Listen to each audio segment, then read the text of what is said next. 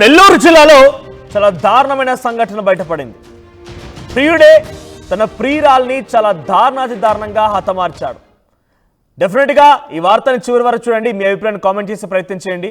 నెల్లూరు జిల్లాలో మైథిలి ప్రియ అనేటువంటి ఒక అమ్మాయి చాలా దారుణంగా హత్యకు గురైంది. నిఖిల్ మైత్రి మధ్య కాలేజీలో చదువుకునేటువంటి సమయంలోనే వారిద్దరి మధ్య ప్రేమ వ్యవహారం మొదలైంది.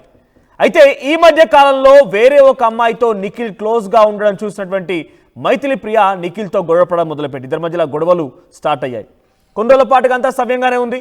ఆ గొడవలు జరగడం వల్ల కొంత ఇద్దరి మధ్య డిఫరెన్సియేషన్ స్టార్ట్ అయింది.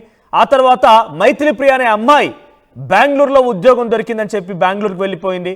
ఆ తర్వాత తిరిగి మళ్ళీ నిఖిల్ ఉండేటువంటి చోటకి అక్కడికి వచ్చింది, గొడవ పడ్డారు. నిఖిల్తో ఆ రోజు రాత్రంతా తను గొడవ పడుతున్నట్టుగా నిఖిల్ చెప్తూ ఉన్నాడు.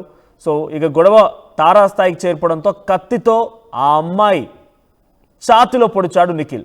దీంతో స్పాట్లోనే ఆ అమ్మాయి మరణించింది.